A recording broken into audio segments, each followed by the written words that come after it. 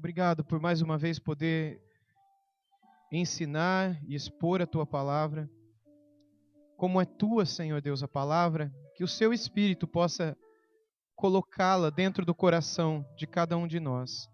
Faça com que essa palavra, Pai, possa alcançar o coração de cada um aqui presente e possa trazer mudança, possa trazer consolo, possa trazer salvação, possa trazer aquilo que o Seu Espírito vê, que é a necessidade de cada um de nós. Vendo a necessidade de cada um de nós, o Teu Espírito possa agir e trabalhar no coração de cada um. Alimente-nos pela Tua palavra. Assim a gente espera e te pede em nome de Jesus. Amém. Amém. Vamos abrir nossas Bíblias lá em Apocalipse, meus irmãos. Apocalipse capítulo 6. Nós estamos agora, todos os domingos, estudando o livro de Apocalipse, tanto de manhã quanto de noite. E hoje é o primeiro domingo em que nós faremos isso, né? De manhã e de noite, estudando Apocalipse. No domingo passado, por conta da assembleia extraordinária que tivemos, nós de manhã fizemos apenas uma devocional e à noite nós tivemos o estudo de Apocalipse. A partir de hoje, então, a gente vai fazer essa maratona, não maranata, essa maratona no livro de Apocalipse, manhã e noite, todos os domingos, procurando compreender a mensagem desse livro. Meus irmãos, embora o mal exista, e o Senhor Jesus está tratando sobre o mal aqui no capítulo 6, isso fica muito claro para nós aqui em Apocalipse. O mal existe. O mal não é uma ficção, o mal não é algo imaginado pela cabeça da religião ou por qualquer pessoa. O mal existe e ele está no mundo. A gente sabe que o mal é uma perversão do bem. Não existe o ser mal, não é? Existe o maligno que está cheio de mal dentro dele.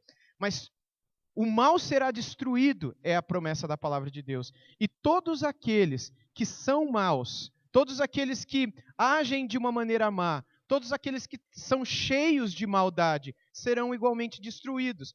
Por isso, chegará um dia em que nós não viveremos mais em um mundo onde existe doença, no mundo onde existe vírus, onde existe maldade, onde existe violência, onde existe guerras, onde existe morte, onde existe choros, decepções, frustrações, etc. Chegará o dia em que nós viveremos em um mundo, que a Bíblia chama de novo céus e nova terra, em que todo o mal terá sido totalmente destruído. Mas até que isso aconteça, até que nós cheguemos lá, importa que a gente passe por uma série de provações que para nada mais servem do que nos preparar para chegarmos lá. É como o fogo que purifica o ouro, que purifica a prata quando arrancados do rio ou arrancados de onde for tirado e que vem de uma maneira bastante natural, cheia de terra, cheia de sujeira, muitas vezes encrustada no ouro e é colocado no fogo para que aquela sujeira caia. O fogo tem esse símbolo de purificar as coisas, de fazer com que as coisas fiquem mais puras, fiquem mais coesas, etc. E é essa a razão pela qual Deus enviará fogo sobre esse mundo, simbolicamente, não é? O fogo da provação, para purificar não somente pessoas, mas inclusive todo o cosmos, todo o universo. E é isso que o texto aqui vai dizer para a gente. O mal existe e ele vai chegar assim, bem próximo do povo de Deus. Embora o povo de Deus será guardado, não é, de todo esse mal. Vamos olhar o texto então. Apocalipse capítulo 6, dos versículos 9 até o versículo 17.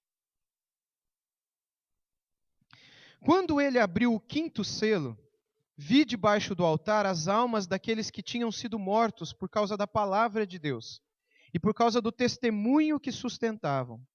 Clamaram em grande voz, dizendo: Até quando, ó Senhor, soberano Senhor, santo e verdadeiro, não julgas nem vingas o nosso sangue dos que habitam sobre a terra? Então a cada um deles foi dada uma vestidura branca, e lhes disseram que repousassem ainda por um pouco, até que também se completasse o número dos seus conservos. e seus irmãos que iam ser mortos como igualmente eles foram. Vi quando o cordeiro abriu o sexto selo e sobreveio grande terremoto. O sol se tornou negro como saco de crina, e a lua toda como sangue. As estrelas do céu caíram pela terra, como a figueira, quando abalada por vento forte, deixa cair os seus figos verdes, e o céu recolheu-se como um pergaminho quando se enrola. Então todos os montes e ilhas foram movidos do seu lugar.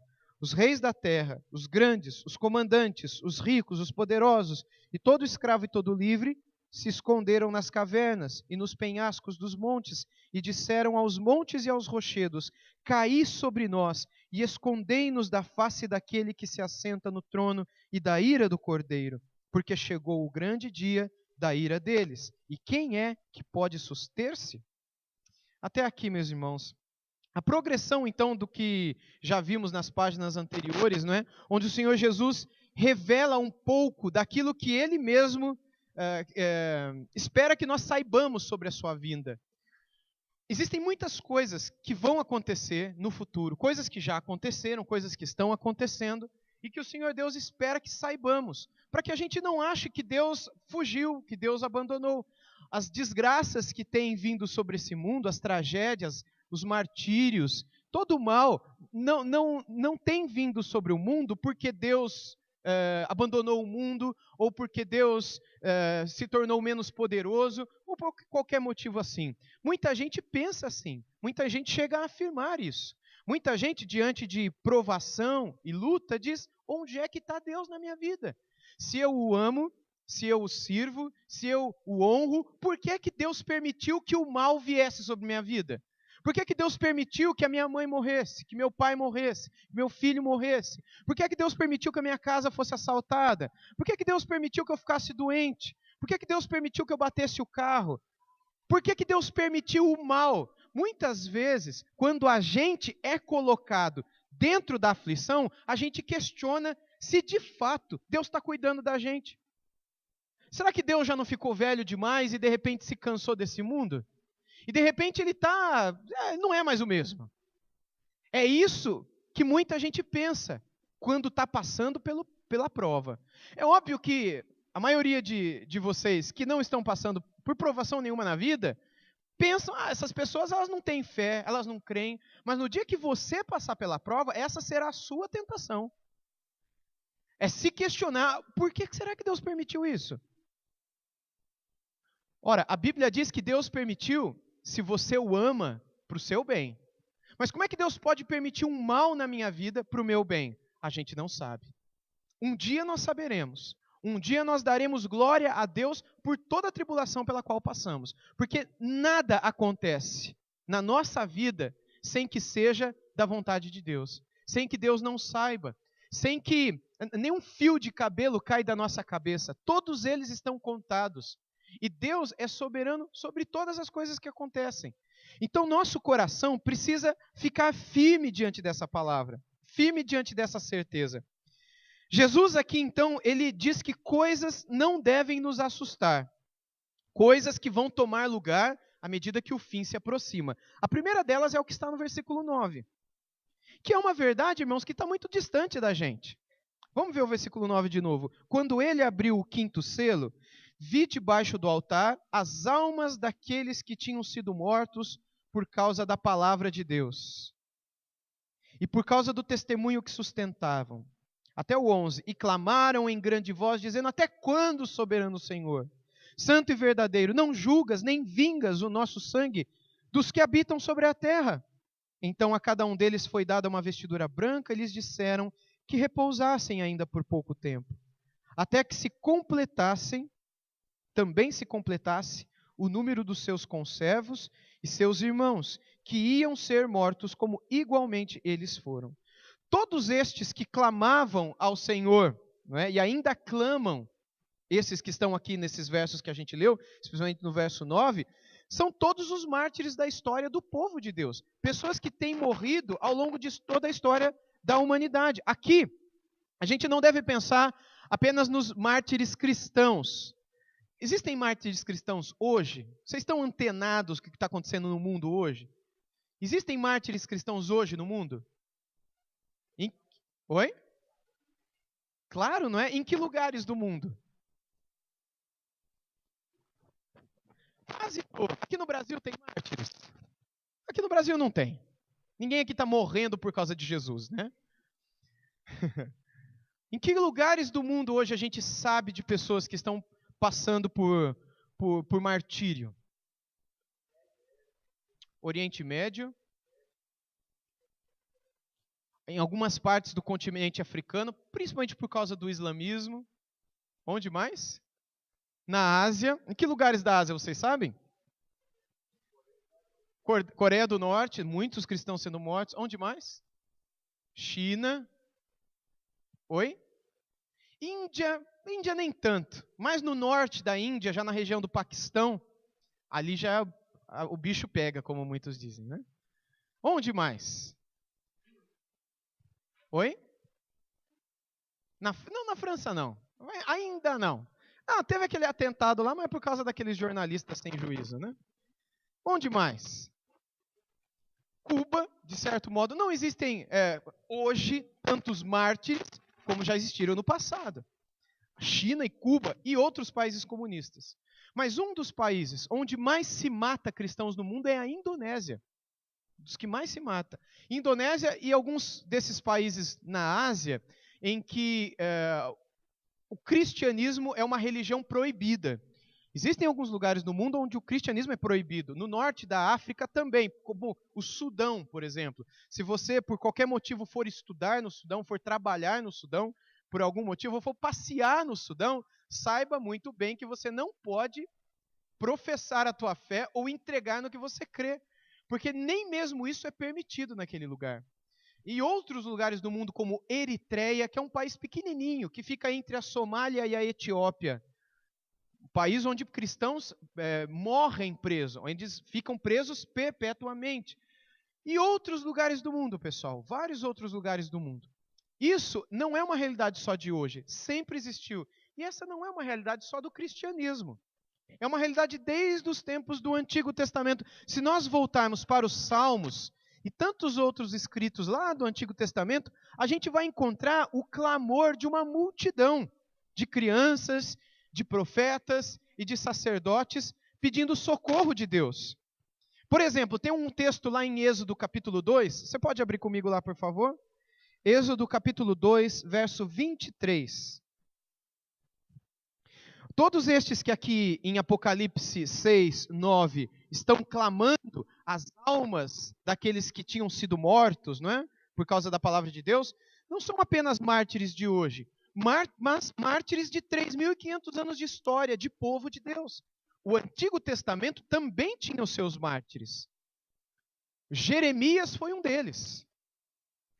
Isaías foi outro deles. Isaías, você sabe como morreu? Foi cerrado pelo meio, segundo os escritos dos rabinos antigos. Isso não está na Bíblia, mas segundo a história dos judeus, nos Talmudes, não é? Que são os escritos da história do povo judeu, eles contam que essa foi a forma como Isaías acabou sendo morto. E tantos outros profetas, sacerdotes e o povo de Deus, sacrificado tão somente por ser o povo de Deus.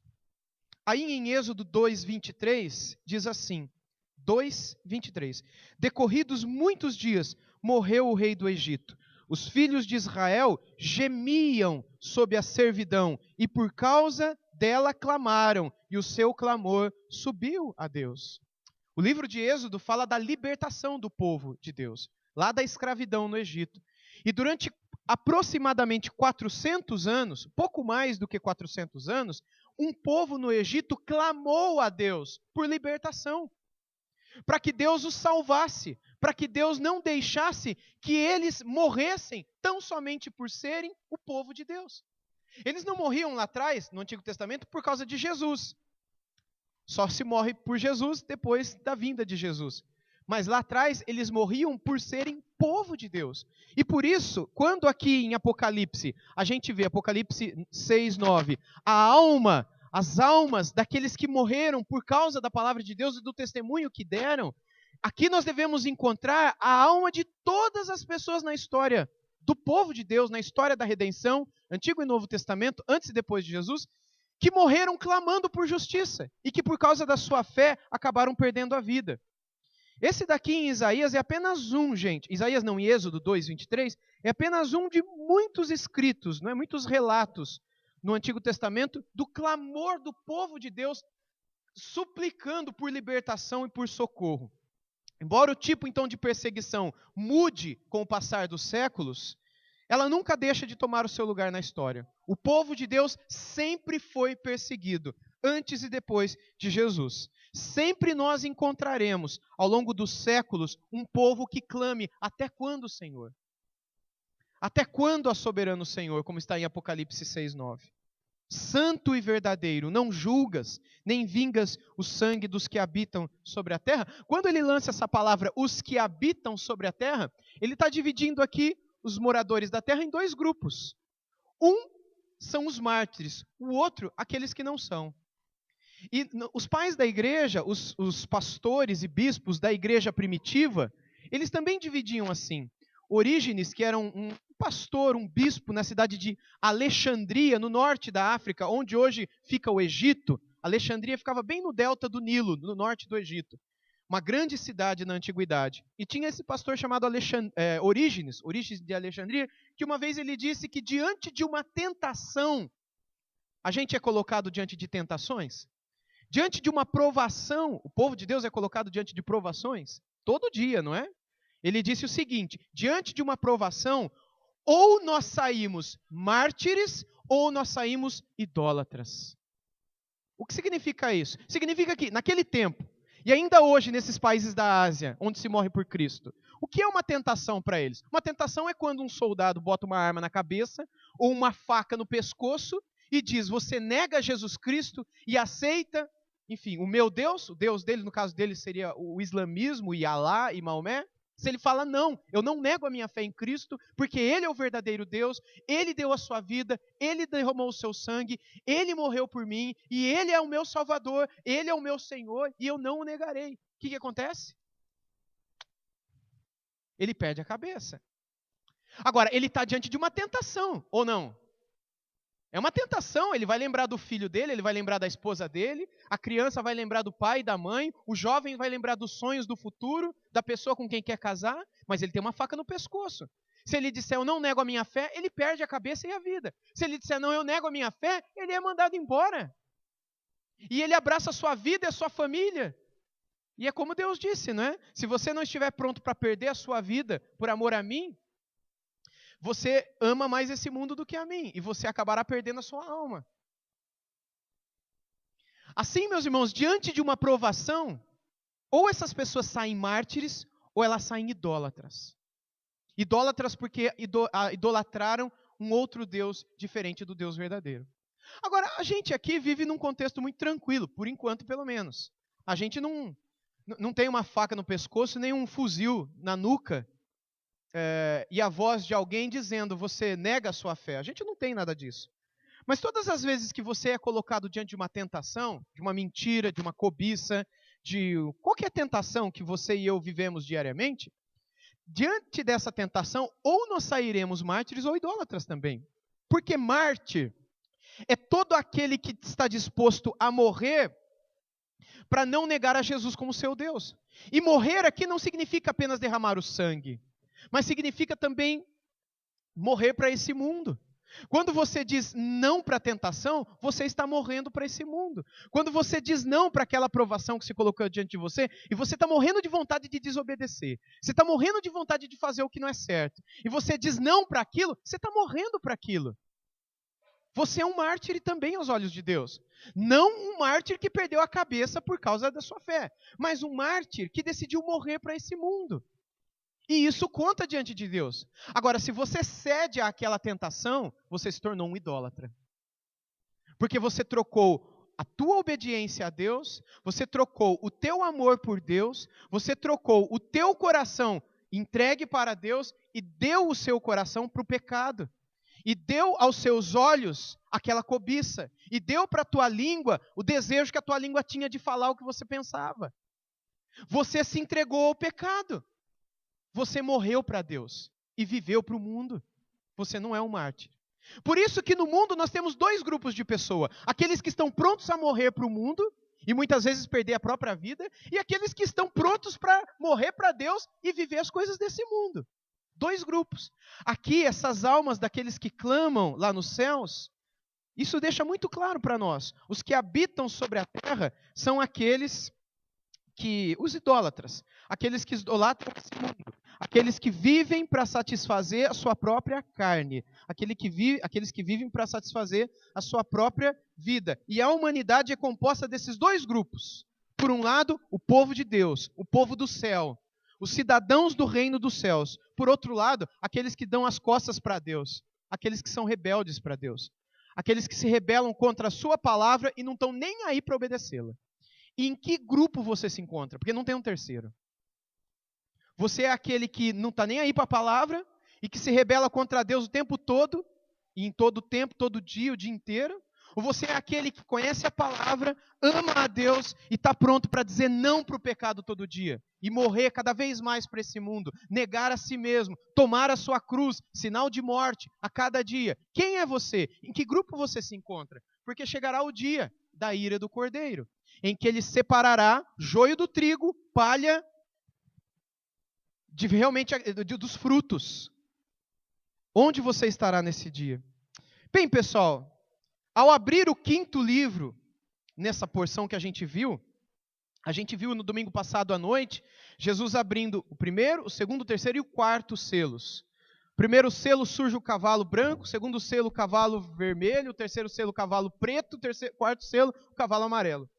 Obrigado, Mateus.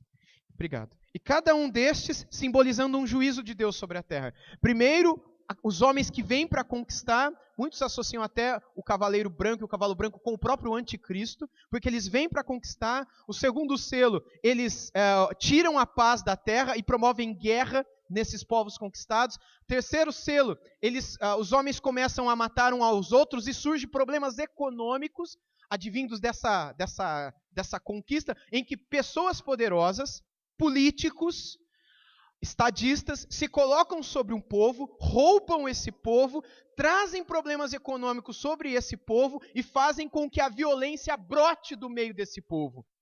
Isso é espantoso, porque isso está em Apocalipse. E isso é a abertura dos 4 selos. E no 4º selo, a gente vê qual é a consequência de tudo isso, que é a morte de muita gente e o inferno para essas pessoas. É isso que a gente viu do domingo passado. Agora é o 5º selo. Na abertura do 5º selo, que sai no verso 9, o que a gente tem é a alma dessas pessoas. O que a gente tem são os seres viventes, as pessoas que vivem aqui entre nós, não é? E aqueles que já estão na glória, não mais aqueles seres viventes do céu, clamando por causa da sua própria morte. A abertura do 5º selo, então, é uma demonstração que no meio de tudo isso que tem acontecido no mundo, pessoas estão morrendo. E Deus está sabendo do que está acontecendo. Ele sabe dos problemas econômicos, ele sabe da violência, ele sabe da crise entre os povos, ele sabe de que gente está indo para o inferno, e ele sabe, 5º selo, que pessoas do seu povo estão morrendo diariamente. E as almas estão indo para o céu, e lá estão clamando até quando. Tudo isso está no controle de Deus. Deus está no controle de todas essas coisas, e essas coisas precisam acontecer antes que venha o dia de Cristo, o grande dia de Cristo, a segunda vinda de Cristo. Algo interessante que é registrado por um pastor muito querido, um pastor inglês, muito conhecedor do livro do Apocalipse, é que nada do que é dito sobre o atual estado, nada é dito sobre o atual estado e lugar dessas almas. A gente não sabe. Onde é que estão essas almas? A Bíblia não fala. Ela só fala que elas estão debaixo do altar. Não é isso que está aí? Olha para o texto. Isso é muito interessante. Quando ele abriu Apocalipse 6:9, o 5º selo, vi debaixo do altar as almas daqueles que tinham sido mortos. A única questão que a Bíblia, o único ponto da palavra de Deus é falar que as almas daqueles que morrem vão para debaixo desse altar. Não tem outro texto. Jesus chamou esse lugar de paraíso lá na cruz, para o ladrão que estava do lado dele. Ele chama também de céu, mas não tem a ver com os novos céus e nova terra, muito menos com a nova Jerusalém. Trata-se de Jesus também chamou em Lucas 16 de seio de Abraão, que é o lugar onde Abraão está e junto do qual aqueles que já morreram em Cristo estão também. Vocês conhecem essa distinção dos lugares que hoje existem? Quantos lugares a Bíblia descreve que existem hoje? Que seria uma espécie de universos, não é? De lugares que Deus criou para os quais as pessoas vão. Quantos lugares são? Vocês saberiam me dizer? 4, Cláudio disse. Quem dá menos? Quem dá mais? Quais são os 4? Vamos ver. Não, mas lugares. Não fatos, mas lugares mesmo. Por exemplo, a gente está na Terra. Ele falou aqui do seio de Abraão, que é um outro lugar que não é a Terra. Lugares mesmo, sabe? O que seria o Hades? O inferno, o lugar dos mortos. Então, é um lugar para onde vai a alma daqueles que morreram. Então, um lugar é o Hades, também chamado de Geena, também chamado de inferno. Esse é um. Não, purgatório não existe. Mas um é o inferno. Outro lugar. Oi?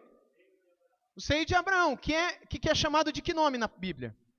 Paraíso, qual outro nome? Céu, qual outro nome? Debaixo do altar, isso que a gente está vendo aqui. Tem vários nomes que são ditos para esse lugar. Então a gente viu céu e inferno. Qual outro lugar tem na Bíblia? Aqui onde a gente mora. Esse é um lugar onde vidas estão. Existem vidas no inferno? A Bíblia diz que sim. Existem vidas junto, nesse lugar chamado seio de Abraão, o paraíso? Sim, o próprio Jesus disse que ele está lá. Não é? Existem outros lugares?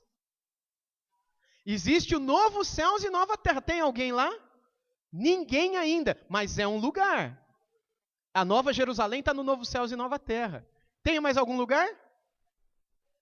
Não, o terceiro céu seria um nome dado para o paraíso hoje, não é? Esse lugar onde as almas estão. Tem o lago de fogo. O que é o lago de fogo? Não é o inferno. Isso, é um lugar final para onde os perdidos vão. Inclusive, Apocalipse diz isso, e a gente vai estudar, o próprio inferno será jogado dentro do lago de fogo. O inferno com as pessoas que estão lá serão jogados no lago de fogo. Tem mais algum lugar além desses 5? Na Bíblia, não. Na cabeça do Silvio tem mais um. Mas na Bíblia não tem mais nenhum, né? Só esses 5 lugares. Aqueles que estão na terra. Imaginemos aqui, 5 lugares. Imagina na minha mão aqui. Nós estamos na terra. Aqueles que vão para o inferno. Existe chance dos que estão no inferno ir para o céu? Não, a Bíblia diz que não. Eles estão aguardando só o juízo. E daqueles que estão no céu, tem chance deles caírem para o inferno? Também não. Jesus diz isso em Lucas 16. Agora, esses que estão no inferno, se não tem como eles voltarem nem para a terra e nem para o céu, Lucas 16 também diz isso, o que vai acontecer com eles? Vai acontecer que depois do juízo final, eles e todos os que estão aqui, esse lugar vai deixar de existir, chamado de inferno, e ele será lançado no lago de fogo. O lago de fogo será o contrário do novo céus e nova terra, porque todos aqueles que estão aqui, então aqui é a terra, todos aqueles que estão hoje no céu com Jesus, ou no paraíso, ou no seio do Abraão, ou essas almas aqui debaixo do altar, elas não estão no lugar de... Elas têm corpo lá? Não tem. E no novo céus e nova terra, vai ter corpo essas almas? Vai, claro que vai. No novo céus e nova terra, essas almas receberão um corpo. Só que elas só vão para o novo céus e nova terra depois de que dia? Depois da segunda vinda de Cristo, quando acontecerá a ressurreição dos mortos. E aí então a alma dessas pessoas receberá um novo corpo. E os que estivermos vivos, se nós estivermos vivos na segunda vinda de Cristo, esse corpo será transformado nesse corpo glorificado que nos permitirá morar no novo céus e nova terra. Então, no final, depois do dia do juízo, não é? Final, só existirão 2 lugares. Só existirão novo céus e nova terra e lago de fogo. E aqueles que estão no lago de fogo terão não terão nenhum acesso, é completamente impossível qualquer conexão. E aqueles que estarão nesse novo céus e nova terra também estarão completamente separados e distintos e nem lembrança terão daqueles que talvez foram seus parentes e amigos e que agora passarão por toda a eternidade no lago de fogo. Então essa é a distinção. Estes daqui que estão no versículo 6 de Apocalipse 9, eles estão nesse lugar que Apocalipse chama de debaixo do altar, que é um novo nome, que até agora não apareceu na Bíblia. Lembra? Eu vou dar a palavra para os irmãos que levantaram a mão. Lembra que até agora João está onde? Ele está na sala do trono. O que a gente viu antes aqui em Apocalipse, um pouquinho antes. Ele está diante do trono de Deus. Ele viu o trono de Deus Pai, viu o trono de Deus Filho. O Filho parecia leão, parecia cordeiro, pegou um rolo da mão do Pai e começou a abrir os selos. Primeiro selo, segundo selo, terceiro, quarto selo, terceiro selo, quarto selo. Agora ele está no quinto selo, mas ele está na sala do trono. De repente, na sala do trono existe um altar. Então esse lugar passa a se tornar uma espécie de santuário. Isso é interessante também, porque aquele que reina é aquele que cuida das nossas almas. Aqui a gente vê aquilo que se fala de Cristo. Ele é rei, ele é sacerdote e ele é profeta. Ele é tudo para nós. Nós não temos necessidade de nada tendo a ele. Isso é uma outra figura que nos é apontada aqui também. Só pela ordem, você levantou a mão? Então fala, depois a Betinha. Certo. Aham.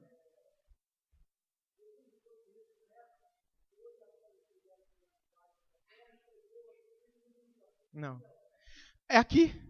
É aqui. Quando a gente chegar lá, eu vou explicar isso melhor. Mas isso é uma má tradução do Credo dos Apóstolos. Quando esse documento chamado Credo dos Apóstolos, Credo Apostólico, foi escrito, por volta do século IV, mais ou menos, foi colocado lá em grego uma frase que, depois que traduzida para o latim, deu a impressão de que ele foi para o inferno. E aí muita gente tem isso na cabeça. Jesus, depois que ele saiu da cruz, ele foi para o inferno, ele evangelizou os demônios, evangelizou as pessoas que estavam lá. E o que servia evangelizar quem estava lá? Quem estava lá não tem como, né? Mas isso é um erro de tradução do Credo Apostólico, porque quando a Bíblia fala dos lugares inferiores e dos espíritos que agora estão em prisão, que Pedro fala, ele fala daqui da terra, das pessoas que estão aqui, os lugares inferiores. Ou, se você quiser pegar essa tradução errada, o inferno, nas palavras da Bíblia, é aqui, nesse sentido. Porque aqui estão as pessoas que estarão no inferno. Porque esse contexto aí, ele fala daqueles que ouviram de Noé. Tem que entender todo o contexto, né? Ele fala que ele, Jesus Cristo, quem fala isso, se eu não me engano, é o apóstolo Pedro, numa de suas epístolas. Ele, Jesus Cristo, esteve em Noé, pregando no tempo de Noé, para as pessoas diante do dilúvio. Espíritos que agora estão em prisão. Mas foi pregado. E ouviram de Cristo, mas agora eles estão no inferno. Então, e quando, se eu não me engano, é Efésios que fala dos lugares inferiores, aí de fato é aqui. Porque o próprio Cristo disse na cruz, porque a gente tem que ficar com o que Jesus falou, não com essas traduções erradas, né? Jesus falou na cruz para o ladrão que estava do lado esquerdo dele o seguinte: hoje mesmo estarás comigo no paraíso. Paulo explica um pouquinho melhor essa cena, inspirado pelo Espírito, que na morte de Cristo na cruz, ele triunfou sobre demônios, principados, potestades, e a imagem ela é muito bem retratada, pintada por uma música do Estênio Márcios, que esteve com a gente aqui há um tempo atrás. A música se chama O Que Ninguém Viu. O Que Ninguém Viu, se chama. Depois vocês procurem na internet. Música lindíssima, que é essa figura que Jesus conta que acontece, não é? Hoje mesmo estará comigo no paraíso, e o que Paulo, inspirado pelo Espírito, explica sobre o triunfo de Cristo. Na hora que ele expira, na hora que ele morre ali na cruz, a sua alma carrega em triunfo, expondo para demônios, principados e potestades, expondo a vergonha dos demônios na sua vitória e na sua conquista sobre a morte, sobre o inferno. Para a gente é difícil imaginar isso. Ouvindo a música fica um pouquinho mais imaginável. Na composição ele tenta imaginar como que carruagens de fogo, igual a que levou Elias para o céu, como que carruagens de fogo levando Cristo para o céu. Cristo e o ladrão junto, na mesma viagem, digamos assim. E arrastando a morte, arrastando demônios, arrastando todo o poder que oprimiu a humanidade em triunfo, vencendo sobre tudo isso. E isso ninguém viu. Só quem viu foram anjos e demônios. Seria fantástico se nós pudéssemos ter essa visão também do que Cristo conquistou. Então é isso que a Bíblia fala. A Bíblia não fala nada sobre esse passeio, esse rolê de Jesus no inferno, né? Não fala nada sobre isso daí, isso é só imaginação, de fato. A Beth? Tá. Vocês estão ouvindo a Beth aí atrás? Tenta falar alto, senão depois eu falo mais alto. Tá. Isso. Isso. Não.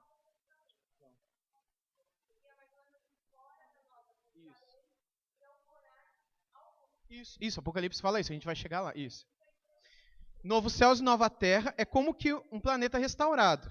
Falando de uma maneira simples. No novo céus e nova terra, existirá uma cidade chamada Nova Jerusalém. Mas a Bíblia fala de reinos, cidades, em vários lugares dessa nova terra. Agora, por que novos céus e nova terra? Porque lá não vai ter mais separação entre céu e terra como hoje tem. Se você quiser encontrar-se com Jesus Cristo agora, você pode? Encontrar mesmo, ver ele, trocar uma ideia, apertar a mão dele, abraçar ele, você não pode. Não dá. Você consegue ouvir a voz de Deus? Você não consegue. Você consegue ver anjo? Você não consegue. É uma coisa sobrenatural. Lá nessa nova terra não vai ser sobrenatural, vai ser natural. A gente vai ver, a gente vai ouvir, vai conversar, a gente vai poder ir na Nova Jerusalém e ali estar com ele. Só que o morar ali não será concedido a todos que estarão nesse novo lugar. Sim. Isso. Lago de Fogo. Isso. E o Lago de Fogo. Isso. Lago de Fogo. O inferno vai estar dentro do Lago de Fogo. Isso. Hoje existe o inferno. Hoje não existe o Lago de Fogo. Como hoje não existe a Novo Céus e Nova Terra. Estão sendo preparados. Isso. No final serão só 2. Sim.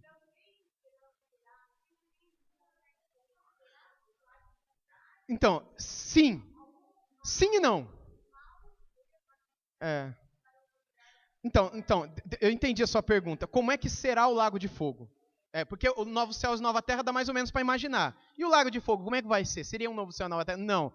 Jesus falou no Evangelho segundo Mateus que esse lugar não foi preparado para os homens. Então não é um lugar para homens. Não é uma terra. Não é um lugar onde os homens se sentirão em casa, digamos assim. Mas é um lugar que foi preparado para quem? Para o diabo e seus anjos. Então é um lugar que a gente não consegue imaginar. Então o fogo que arde lá não é o fogo que arde aqui. Por isso que Jesus disse que o fogo que arde lá não consome. Como será o fogo? Eu não tenho nem noção, mas o que eu sei é que não é o fogo que o Marco apaga. Porque lá não tem elementos comburentes. Porque não é um mundo físico como o nosso. Mas tem tormento. O que será esse fogo? Será que o fogo é um estado da alma das pessoas? Será que é um tormento? Mas a figura, o símbolo que é usado, porque é o fogo, que é o que a gente entende. A gente não consegue imaginar o que seria o mundo dos anjos. É um mundo sobrenatural para nós, né? Mas é nesse lugar sobrenatural que foi feito para os demônios que essas pessoas serão lançadas. Dói. Sim, sem dúvida. Sim, sim. O que conforta, Beth, é que, por um lado, Deus é justo e Ele sabe o que Ele faz.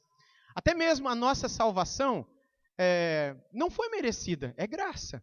E Deus é justo, Ele sabe o que Ele faz. Por outro lado, Isaías 65 diz que lá, quando nós estivermos no novo céu e nova terra, não restarão lembranças das primeiras coisas. Essas lembranças das quais a gente não terá mais, dizem respeito a essas coisas que poderiam nos trazer tristeza. E que lá não serão mais possível para nós. Então não vai haver tristeza lá. Mas vai haver lembrança de algumas coisas sim, porque lá a gente vai cantar a vitória do Cordeiro. A gente vai cantar a nossa salvação. E onde que aconteceu a vitória do Cordeiro e a nossa salvação? É aqui. Então a gente vai lembrar de algumas coisas daqui, mas não de tudo. Deu para entender? Legal. Wesley, depois demais que tiverem. Uhum. Sim. Sim. Sim. Obrigado, Elias. Não, elas serão continuarão eternamente sofrendo. A pergunta do Wesley é: aqueles que serão lançados no lago de fogo, elas serão aniquiladas, que é o termo na teologia, né? Ou se elas serão eternamente também, viverão eternamente? Dói no coração dizer isso, mas o que a Bíblia diz é que elas viverão eternamente também. E elas também ressuscitarão. Elas também terão uma espécie de ressurreição. Como será essa ressurreição? Eu não sei. Mas a Bíblia fala que elas também terão uma ressurreição. Então, aí eu não sei. Não, a Bíblia não é clara. Mas não será só almas. Elas terão uma espécie de ressurreição, talvez, bem, caixa alta, grifada, né? Talvez, um novo corpo. E elas também viverão por toda a eternidade. A Bíblia não dá margem para a gente pensar que vai ter um tempo, tipo, depois de 10 mil anos, Deus vai acabar com todos eles, Deus vai destruir o lago de fogo e não vai existir mais nada. Infelizmente, isso não está claro na Escritura. Sim. Elas estão conscientes. Veja aqui, elas estão debaixo do altar orando. Consciente, falando com Deus. Alguns textos anteriores que falam desse estado que é só alma, eles não têm corpo ainda. Eles falam, eles pensam, eles sentem. Não é interessante isso? Eles são pessoas, como eram aqui. A única diferença é que lá eles não têm corpo. Alguns estudiosos dizem que Deus dá uma espécie de, não de corpo, mas uma espécie de corpo. Mas que não é um corpo. Vocês estão entendendo? Eu também não entendo. Mas é algo que permite que essas pessoas falem, convivam, e se vejam e andem. Lembra que Moisés e Elias morreram? Moisés e Elias cerca de 1.000 e 1.400 anos antes de Jesus, e eles aparecem diante de Jesus conversando. Então, essa ideia do sono da alma, que a gente vai morrer e vai ficar dormindo por toda a eternidade, quando Jesus voltar a gente acorda, isso é outro erro também. A Bíblia não é clara quanto a isso. Ok? A vinda de Jesus é num piscar de olhos, mas não esse prazo, porque essas almas, elas estão aguardando igual a gente aguarda. Não, isso sim, a morte, você fala, né? A morte é um piscar de olhos. Na verdade, eu não creio que é um piscar de olhos. Eu creio que é uma cena fantástica. Como é que eu creio que é? Eu creio que é da mesma maneira como aconteceu com Cristo, como aconteceu com Elias. Porque a Bíblia fala que preciosa é aos olhos do Senhor a morte dos seus santos. E que existe uma espécie de festa no céu quando um cristão morre. Porque é como se um filho estivesse voltando para casa, depois de muito tempo morando fora. E ele voltasse para casa para nunca mais sair ali de casa, pai com a mãe, com alegria. Então, o que eu imagino é que no dia em que eu e você morrermos, nós também seremos levados, como que em carruagens de fogo, para a glória. Eu não imagino uma cena medrosa, tipo, eu morri, eu estou num túnel escuro, lá no final eu vejo uma luzinha e de repente um trem vindo, alguma coisa assim, eu fico perdido. Isso é ideia popular também, porque a Bíblia fala que na morte dos santos, do povo de Deus, existe festa. Então eu imagino exatamente isso. Nesse CD do Stênio Martin, se vocês não têm, comprem. Chama Está Consumado, é o nome do CD, Está Consumado. Procure, vale cada centavo que você investe ali. Aliás, vale até mais, né? Mas enfim. Ele fala exatamente sobre a morte, sobre o que a Bíblia fala sobre a morte. E pouca gente canta sobre morte. Poucas músicas existem sobre a morte. Poucos livros existem sobre morte. E esse CD é uma obra de arte. Porque ele retrata exatamente aquilo que a gente vê na palavra de Deus. Então, eu creio que vai ser um piscar de olhos a nossa morte, mas eu imagino que quando esse dia chegar, vai ser algo especial demais. A gente chora do lado de cá, por causa da saudade. Mas aquele que foi em triunfo. E foi e não vê na hora de levar os que estão chorando junto. Mas a gente não pode ir enquanto Deus não chamar, porque é Ele quem chama. Na hora que Ele chamar, de fato vai ser uma festa. Mas para a gente fica saudade, né? E a gente tem que ter essa consciência. E a gente vai passar por essa dor, não sem o consolo de Deus, não sem a força do Senhor. Tá bom? Mais alguma pergunta dentro do que a gente viu até aqui? Ok, então eu vou terminar. Vamos seguindo aqui. Bem, o quinto selo é aberto, aí depois vem o sexto selo para a gente encerrar no sexto selo, não é? No verso 12 aparece o sexto selo. Apocalipse 6,12. Vi quando o Cordeiro abriu o sexto selo e sobreveio grande terremoto. O sol se tornou negro como saco de crina, a lua toda como sangue, as estrelas do céu caíram pela terra como a figueira, quando abalada por vento forte, deixa cair os seus figos verdes. E o céu recolheu-se como um pergaminho quando se enrola. E então os montes e ilhas foram movidos do seu lugar. Os reis da terra, depois eu explico os reis da terra. Mas esse primeiro momento aqui, o que a gente vê, e a gente teve que ver com muito cuidado, porque quando a gente analisa passagens como essa, pessoal, a gente tem que lembrar que Apocalipse é um livro literal ou simbólico? Simbólico. Então a gente tem que tomar muito cuidado para não errar na interpretação. Porque se a gente fala, não, isso aqui é literal, isso aqui é simbólico, isso aqui é literal, isso aqui é simbólico, a gente vai interpretar de uma maneira totalmente errada. Então, até mesmo essas figuras, sol, lua e estrelas, elas não são novas aqui. Elas aparecem em Zacarias, elas aparecem em Ezequiel, elas aparecem em Daniel, lá no Antigo Testamento. Aparecem em Lucas e em Marcos também. Mas todas dentro de um contexto onde, para um judeu que lia, o que significava sol e lua sendo abalados? Estrelas sendo abalados? Ventos dos 4 cantos da terra, como aconteceu aí também. Aliás, o vento, é hoje à noite que a gente vai ver, tá? Apocalipse 7. Ventos dos 4 cantos da terra. O que significavam esses símbolos? Isso é interessante, a gente precisa entender também. Uma explicação um pouco mais razoável é que essa linguagem, o sol se tornando negro, a lua se tornando de sangue, e por favor, gente, esse negócio que passou na televisão hoje em dia, esses tempos atrás, lembra que falaram da lua de sangue? Não tem nada a ver com essa lua de sangue aqui, tá? Nada. Porque se tivesse, Jesus já tinha vindo. E, assim, há muito tempo. Então, tomem muito cuidado com essas coisas que às vezes passam na televisão. Pastor que grava vídeo sensacionalista, falando, olha, é a lua de sangue, sem sequer olhar para o que a Bíblia fala sobre lua e sinais na lua. É apenas um fenômeno que não tem nada a ver com a lua de sangue aqui da Bíblia. Pode ser algum evento que Deus queira mostrar alguma, mas não é essa lua de sangue que está aqui. Ok? Vocês lembram da lua de sangue que passou na televisão? Alguns lembram, outros nem viram, você não vê televisão, fica por fora, tá vendo? Mas falaram da lua de sangue esses tempos atrás. Normalmente, os judeus naquela época entendiam essas figuras, sol, lua, estrelas, mudando como um sinal de que coisas no mundo inteiro aconteceriam. Era como se o céu estivesse caindo sobre suas cabeças. Isso é o símbolo que um judeu entendia. Hoje em dia, você vai entender de modos diferentes.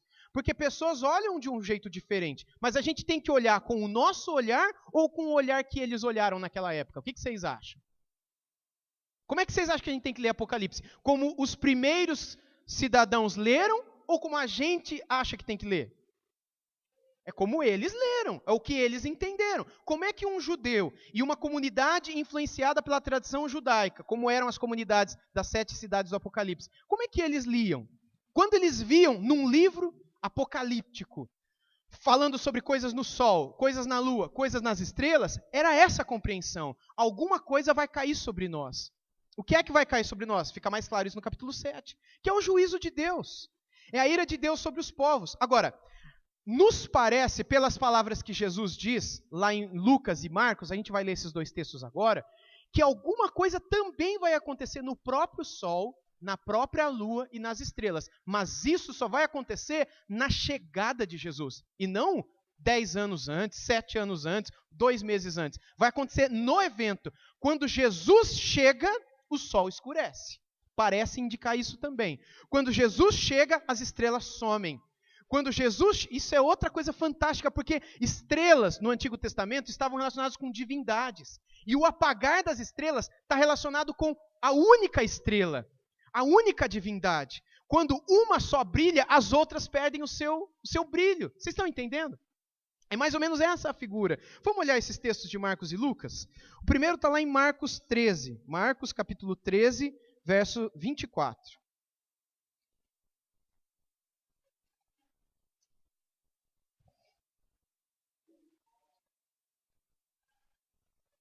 Marcos 13, 24 até 27 diz assim: Mas naqueles dias, após a referida tribulação, o sol escurecerá, a lua não dará sua claridade e as estrelas cairão do firmamento, e os poderes dos céus serão abalados. Então verão o Filho do Homem vir nas nuvens, com grande poder e glória, e ele enviará os anjos e reunirá os seus escolhidos dos 4 ventos, da extremidade da terra até a extremidade do céu. Gente, eu vou falar dos 4 ventos e desses anjos hoje à noite, porque Apocalipse 7 fala exatamente disso. E é fantástico, é muito legal. Eu vibro com isso daqui. Outro texto é Lucas 21.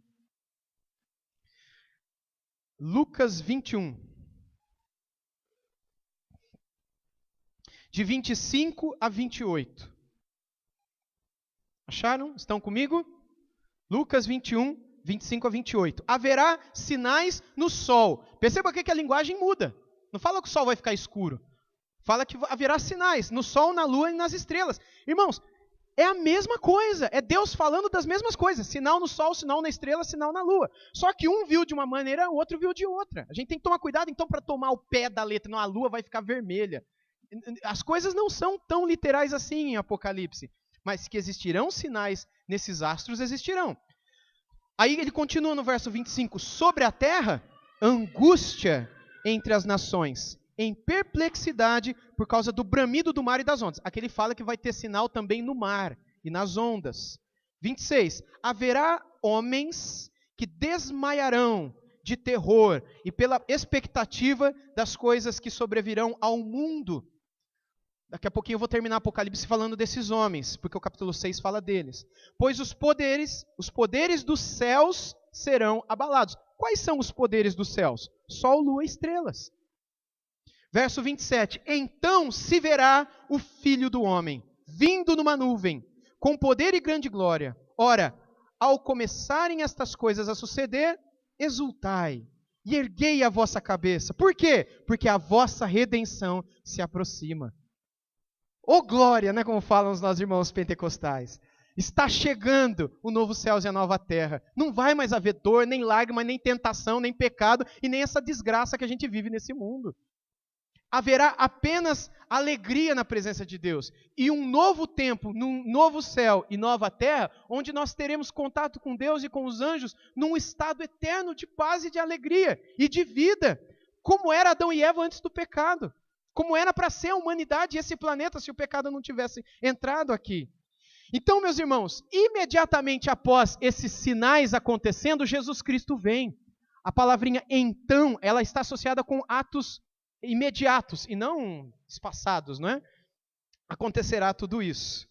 Pois bem, para concluir então, fala no versículo, volta lá para Apocalipse 6, verso 15.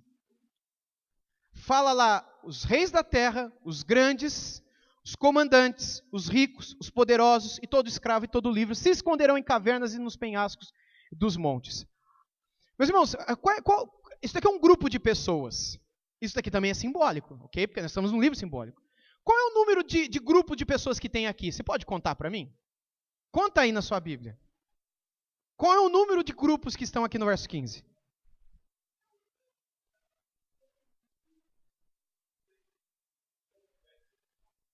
Conta direito. Ó, reis da terra, 1. Os grandes, 2. Os comandantes, 3. Os ricos, 4. Os poderosos, 5. Escravos, 6. Livres, 7. O que 7 significa no Apocalipse, na literatura apocalíptica? A inteireza. O que ele está falando aqui? Ele está falando de que da total condenação, da condenação que virá sobre toda a humanidade. E que toda a humanidade ficará perplexa, como que querendo se esconder, enquanto esses dias de terror estiverem chegando sobre a terra. Mas esses dias de terror, eles não têm nada a ver com a vinda de Jesus, é o que acontece antes dela, ok? Imediatamente antes, onde coisas acontecerão sobre as suas cabeças, onde coisas cairão sobre eles, onde eles viverão situações de perplexidade, de terror, de angústia, de choro, de lágrimas, de desespero. E eles vão olhar para Deus e vão clamar pelo socorro de Deus? Não, eles vão blasfemar contra Deus. Isso vai ficar mais claro à medida que Apocalipse é revelado para nós. E isso é um sinal da condenação e do juízo de Deus que estaria vindo sobre todas essas pessoas. E eles olharão para as coisas desse mundo e clamarão, caiam sobre nós, né? Caiam sobre nós. Isso daqui não teria sentido se estivesse relacionado ao momento da segunda vinda, porque no momento da segunda vinda, a Bíblia diz que céus e terra serão desfeitos, e imediatamente terá lugar o juízo. Mas ele está tratando aqui de um momento imediatamente anterior de grande tribulação, de grande angústia, como se a própria terra estivesse vivendo aqueles momentos das dores de parto de uma mulher, como se fossem momentos de sofrimento que a terra nunca encontrou. E nesse dia, então, eles verão que aquele que é o cordeiro também é o leão, e que aquele que é o cordeiro também se ira. E é por isso que aí no versículo 16, no final, diz da ira do cordeiro. Você já pensou na ira do cordeiro? Eu estava pensando na ira do cordeiro hoje não, essa semana, quando eu estava preparando esse estudo. Isso daqui, meus irmãos, é uma contradição de termos. Eu já falei 3 vezes que eu vou acabar, eu vou fechar a Bíblia para provar que eu vou acabar, tá? Fica tranquilo que eu vou acabar mesmo. Ira do cordeiro, né? Faz sentido? Ira. Quem aqui já viu uma ovelha irritada? Alguém já viu uma ovelha irritada? Bé, assim, um bé bem bravo. A gente não vê.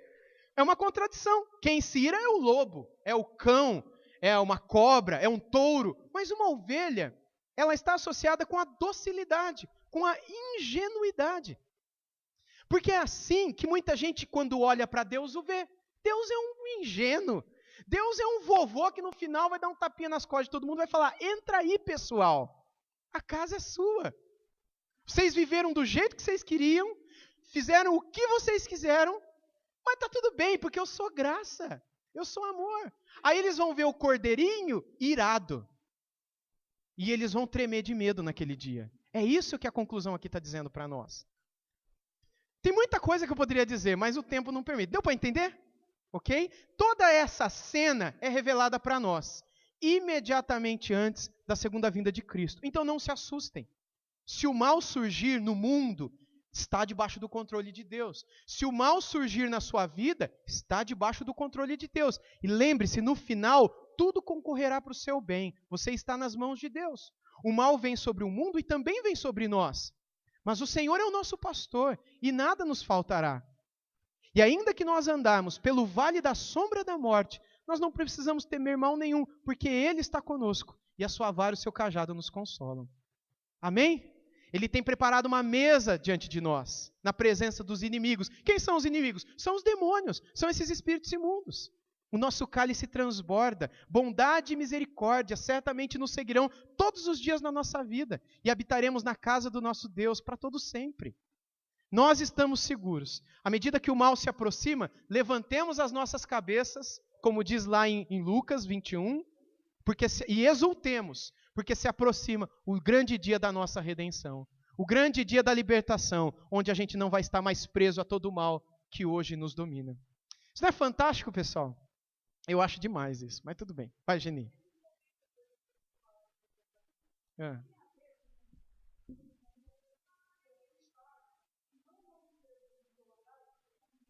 Sim, exatamente. Exatamente, Geni. Isso. E se não fosse por causa dos eleitos, aliás, esses dias só serão encurtados, diz a Bíblia, por causa dos eleitos, por causa do povo de Deus. Por misericórdia. Porque eu vou falar disso hoje à noite, porque é Apocalipse 7, a continuação. Os eleitos serão protegidos, eles serão guardados, mas eles vão passar pelo fogo. Protegidos, selados, como foram os israelitas lá no Egito. Quando o anjo da morte passou pelo Egito e feriu os primogênitos, o povo de Deus não foi ferido, embora eles estiveram no meio da desgraça. Mas por que não? Porque eles foram marcados. O umbral de suas casas foi marcado com o sangue do Cordeiro. Apocalipse 7 fala isso também. Algo parecido com isso vai acontecer no futuro. Nós também seremos selados, de alguma maneira que eu não entendo. Nós já estamos, mas ainda assim seremos, por causa do anjo da morte que também passará por esse mundo uma segunda vez. Isso é muito interessante. A gente vai ver isso hoje à noite. Então não perca hoje à noite. Mais alguma pergunta antes da gente encerrar? Sim, Wesley. É a grande tribulação.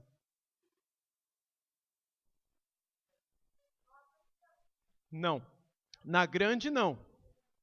A gente pode, eu considero, tem alguns que ainda que não consideram. Mas eu considero que desde a ressurreição de Cristo, o cristianismo passa pela tribulação.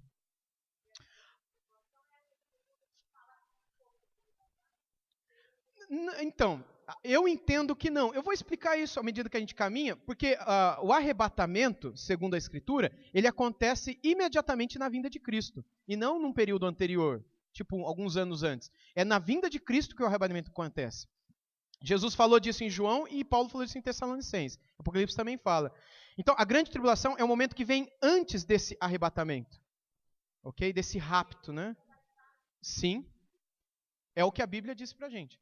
Agora, como eu disse para vocês, é um assunto que deixa muita ponta solta e que dá a possibilidade de pessoas interpretarem de modos diferentes. É por isso que a gente é livre, não há problema que pessoas interpretem de modo diferente. Porque a Bíblia aparentemente deixa a coisa um pouco solta.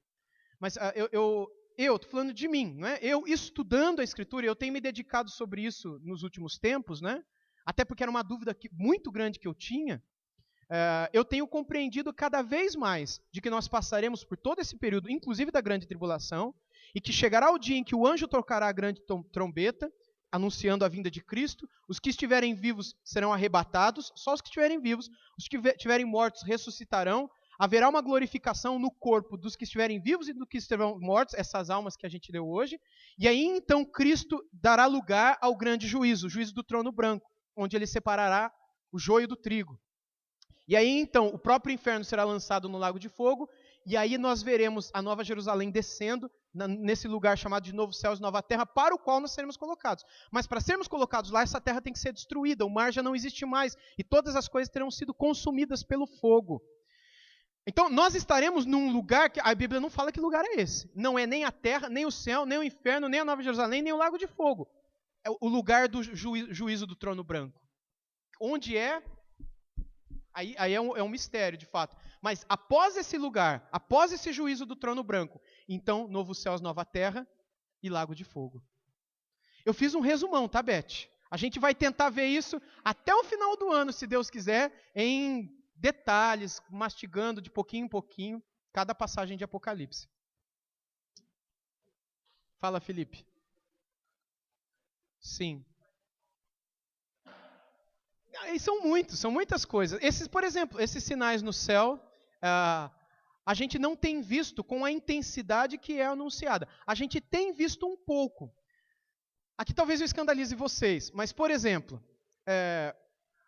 um sinal que muita gente entendeu, coisas que se abalam no céu e que afetam a humanidade, é, por exemplo, o que aconteceu na década de 80 com a queda do Muro de Berlim, que afetou gente no mundo inteiro.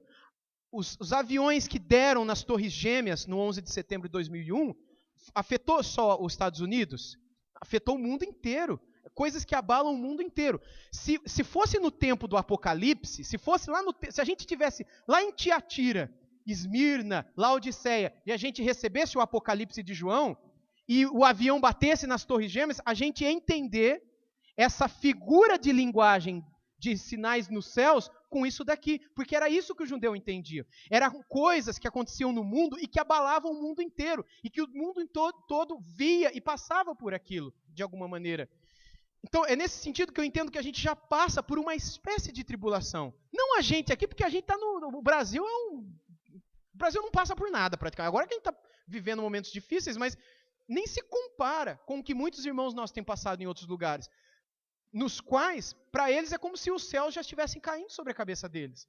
Então, é uma figura de linguagem. Agora, existe sim algo que vai acontecer no próprio sol, na própria lua, na própria estrela. Mas como eu li em Lucas e Marcos, isso só vai acontecer quando? No dia que ele voltar. E esses astros serão desfeitos. E a própria terra também será. Ok? Aí muitos outros, né? Em Mateus, Jesus fala de outros sinais, mas pouquinho a gente vai falando sobre eles, né? Há muita coisa que é oculta para nós, que a gente não consegue entender. Mas à medida que a gente vai caminhando, a gente vai percebendo. O aparecimento de um anticristo maior do que todos os que já existiram, de um falso profeta, de uma besta, e outras coisas mais, né? Tem ainda a marca da besta, mas quando a gente chegar no capítulo 13, a gente trata disso. Tem muita coisa para a gente tratar, né? Sim, sem dúvida nenhuma. Sem dúvida nenhuma. São coisas que abalam a terra. São sinais. Eu não tenho dúvida. Hoje, ano passado eu não acreditava nisso. Tinha dúvidas. Hoje eu não tenho certeza. Hoje eu não tenho dúvidas de que esses eventos que abalam o mundo e que chacoalham, era esse o termo, porque em hebraico é essa a ideia, é algo que chacoalha a terra. É algo que desce sobre a cabeça e chacoalha o povo. Quando um judeu ele queria falar sobre eventos que vão chacoalhar o mundo, ele falava como? Em linguagem simbólica. Falando do sol, da lua e das estrelas. Você está entendendo? Então, quando ele queria falar de alguma coisa que ia abalar o mundo inteiro, ele escrevia de uma maneira simbólica, falando do sol, da lua e das estrelas. Não é interessante que João está falando exatamente isso aqui? Sol, luas, estrelas, ventos dos 4 cantos da terra. A terra tem 4 cantos? Não tem, né? 4 anjos, 4 ventos. Toda essa figura é simbólica. Mas hoje à noite eu vou explicar o 4 ventos, 4 anjos, 4 cantos e todas essas coisas mais. Tá bom? Mais alguém? Fique à vontade para perguntar. Hoje o almoço é só 12:30. Para quem vai ficar, né? Então tá bom. Então vamos orar encerrando e agradecendo a Deus por Ele, Sua palavra e esse tempo de estudo dela. Amado Deus, obrigado pela Tua sagrada Escritura e porque ela conforta o nosso coração, deixando-nos conscientes e seguros de que ainda que o mal venha sobre esse mundo, ou venha sobre o nosso país, ou venha sobre a nossa família, ou venha sobre a nossa vida, que isso não está fora do Teu controle, nem do Teu juízo, nem da Tua ciência. Mas o Senhor está no controle de tudo. O Senhor julga toda a terra. O Senhor é soberano. E o Senhor é o leão que há de rugir sobre o mal, mas também o Senhor é o cordeiro que com humildade e mansidão nos chamou para sermos seus filhos e filhas, seus discípulos, seus seguidores. Obrigado por se revelar a nós, Senhor. E obrigado por nos amar de tal maneira, a ponto de dar o Teu Filho, para que Ele morresse em nosso lugar e fizesse de nós participantes desse povo que um dia desfrutará dessa paz e dessa redenção completa. Obrigado por essa manhã e pela Tua palavra e pelo estudo dela. Despeça-nos desse momento debaixo da Tua graça. É o que nós te pedimos e esperamos no nome de Jesus. Amém, Senhor. Amém.